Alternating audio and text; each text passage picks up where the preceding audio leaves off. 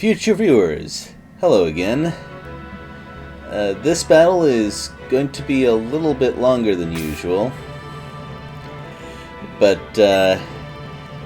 if 7 minutes seems long for a battle summary, well, you should take a look at the full-length video, or don't do that.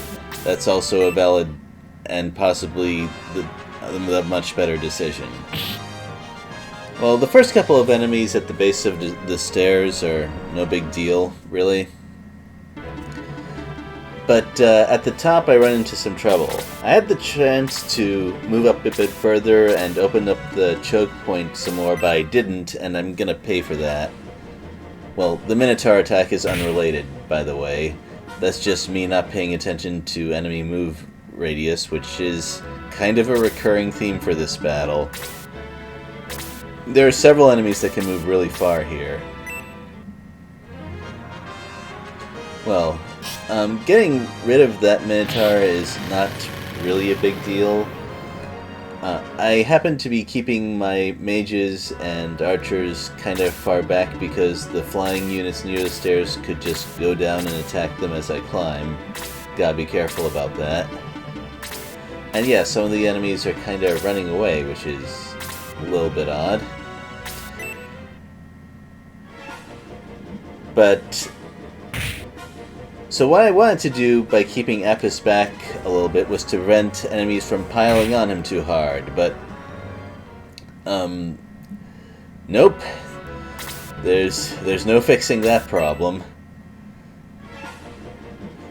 Might as well have just taken the position advantage if I was gonna take the hits anyway.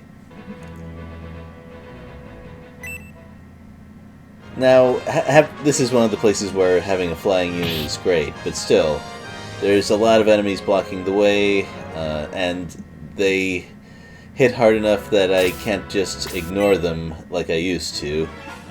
Fortunately, they spread out their attacks a bit, but still, it is time-consuming, and kind of resource-consuming too. I have to use quite a bit of healing during the fight at the top of the stairs.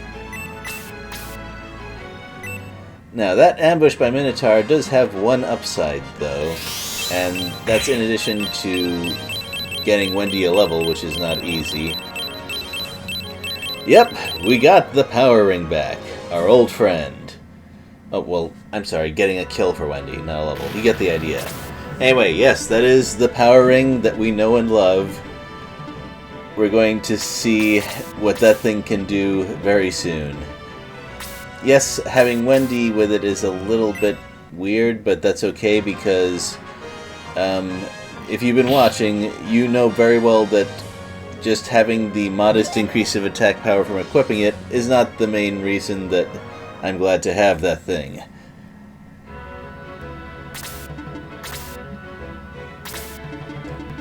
Now, I showed Gian moving forward to attack because that opened up a place for more people to move forward along the stairs, or people, right, monsters, and cause some trouble. I probably should have thought that one through. That survival was totally calculated. I meant for them to do that. And this is, by the way, after I used a healing spell on Apis, so they're hitting him a lot. Man, it feels... I gotta be honest, it feels kind of refreshing struggling to keep my characters alive. That's a feeling.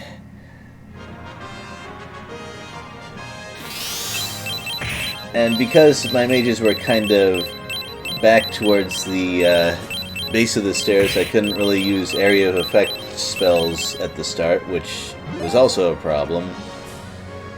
But I managed to finally clear through that whole thing, and now I have another tough situation. There's 3 enemies grouped close to each other with defense-piercing attacks like that. That's a Demon Master, which, that's a familiar name. And there's a Belial, which is also a familiar name. I had to retreat Gian back after that Freeze 3 because I didn't want the others to pile on him. And getting rid of those enemies is not necessarily easy either, because we've got a new kind of enemy healer there, and that guy gives full heals. I was, however, able to gang up on the Demon Master in that time, and Nick is well, he's getting to be really scary at this point. So that clears out that problem. And finally, we have a boss in front of us. So it's time to use this thing. Right, we've been waiting for this.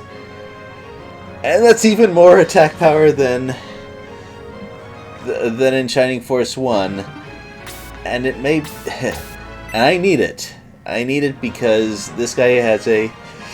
excuse me, a lot of defense. Like, the power ring accounted for most of the damage right there. I promise I'll...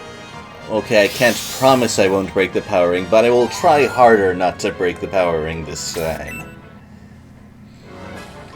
And that heal 3, I don't usually like using it, but it's a good thing I did. Because you never know when a boss is going to double attack.